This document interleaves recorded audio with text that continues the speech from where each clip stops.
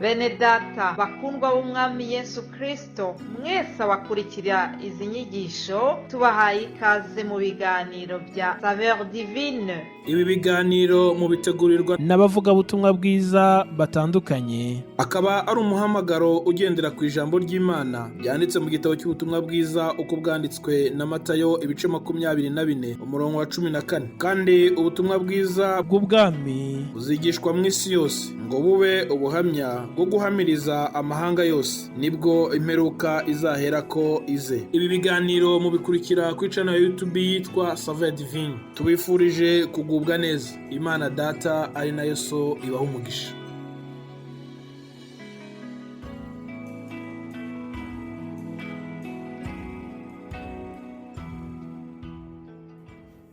Amahoro y'Imana bane namwe bavukanye mwese muri Kristo Yesu mudukurikirana mu kiganiro Saveur Divine.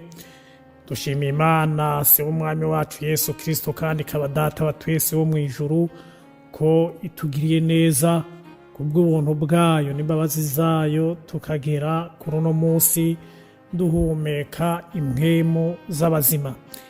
Imana yatugwaniriye intambara nyinshi, yatujabukije imyonga myinshi, yadukoreye ibikomeye kandi turayihaye icubahiro n'amashimwe, turanezererewe ivyo yadukoreye.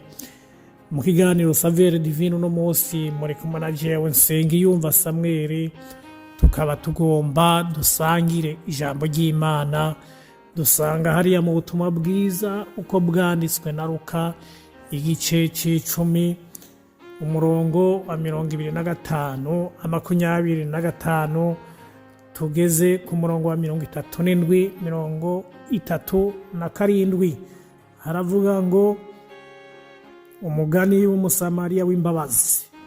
Maze umwe mu bigisha ibyagezwe ava hasi aramugeza ati, mwigisha nkora iki ngo nzoragwe ubugingo budashira?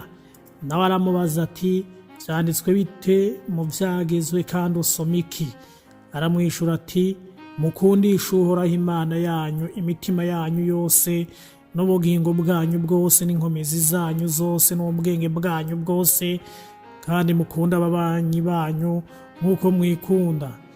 Aramubwira ati, wishuye neza, gira utyo uzogira ubugingo. Maze uwagombye kwiyerekana nk'ugororotse abaza Yesu ati, mbega umubanyi wanje ninde? Yesu aramwishura ati, habaye umuntu yaravuye Yerusalemu ariko aramanuka agiye Yeriko, agwa mu bambuzi, baramukoba baramukubita barigira, basiga asigaje gatoya agahwera.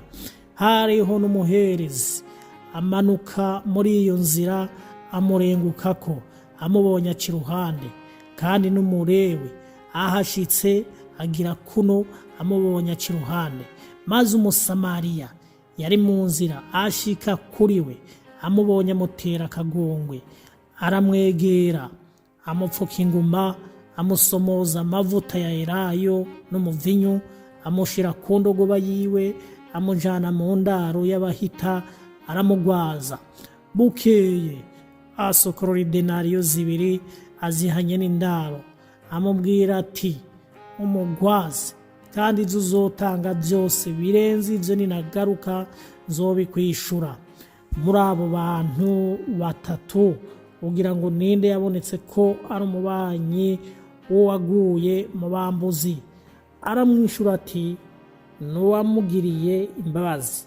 Yesu aramubwira, aramubarira ati, nawe genda ugira utyo.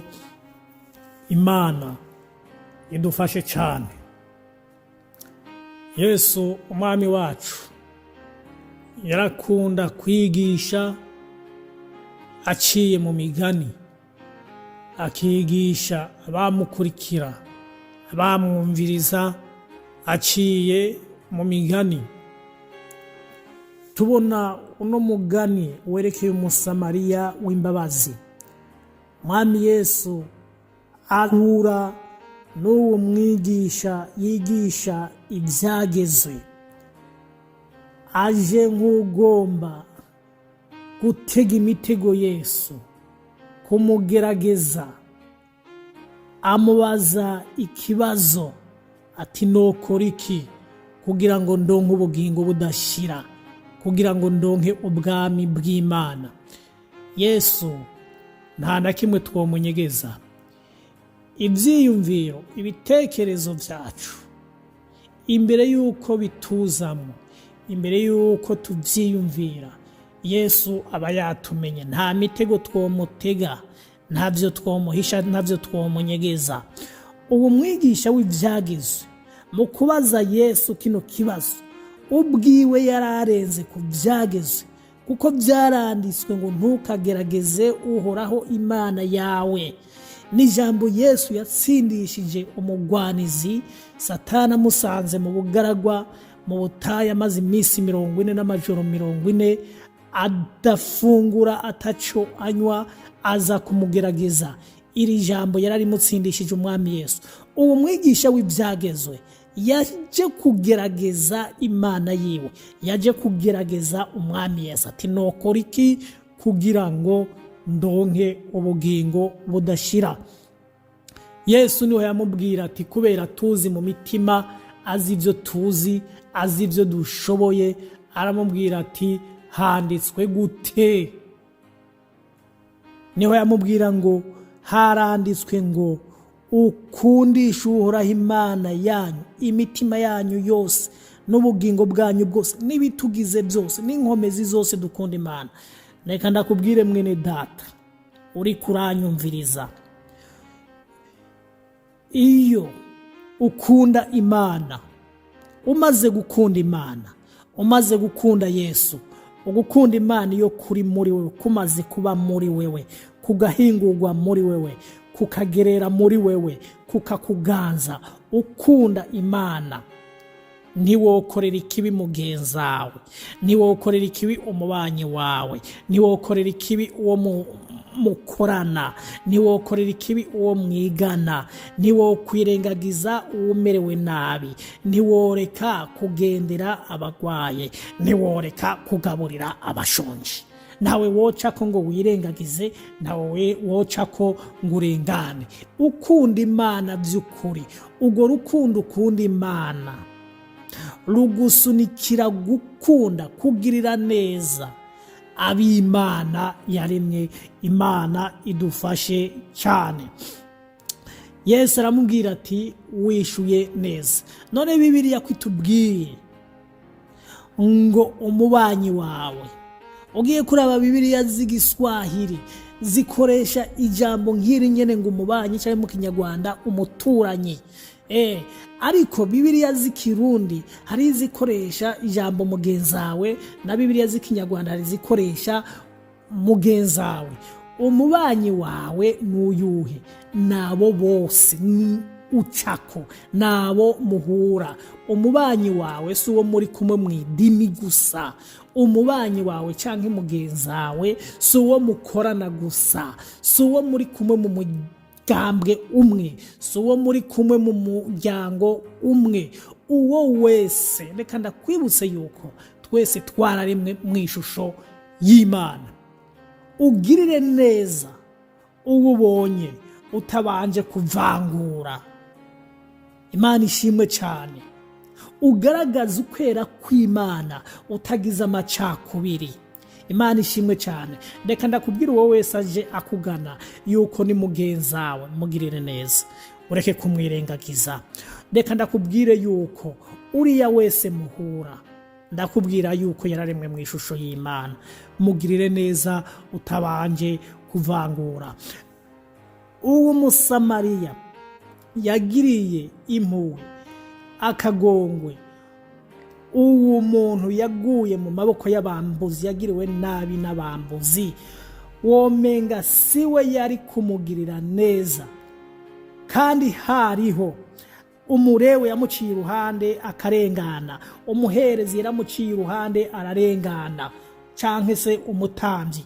Aba bantu womenga nibo bari kuba akarorero, ariko baramubonye bararengana.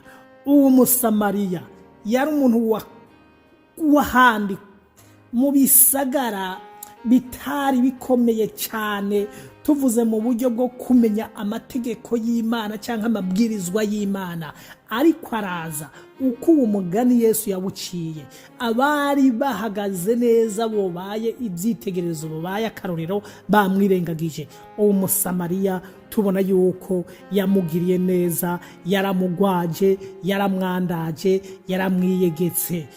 Yesu adufashe kugirira neza ababanyi bacu, abo tuzi n'abo tutazi, tugaragaza ukwera kw'Imana duhereye aho tuba, duhereye aho dukorera, dushingirwe intahe nziza, tugaragaze ukwera kw'Imana mu babanyi, iyo tuja hariya kure, iyo batatuzi bariya dusengera hamwe, bariya bene data aho batatuzi, iyo tumaze kugera kure muri rwihishwa, tugaragaze ukwera kw'Imana. Ndakubwiza ukuri mwene data, uri n'impera ikomeye cyane ku Mana, nimba wewe ugirira neza abandi utabanje kuvangura, utaravye uko umuntu asa, utaravye igihagararo ciwe, utaravye umuryango wiwe, utaravye ubwoko bwiwe, utaravye amashure yize, utavangura. Yesu adushoboze kugirira neza abaturanyi bacu, ababanyi bacu, bagenzi bacu, atakindi kintu tubanje guhagarara ko cyo kuvangura. Tugirire neza bose. Yesu aduhezagire, Yesu adushoboze. Shalom shalom.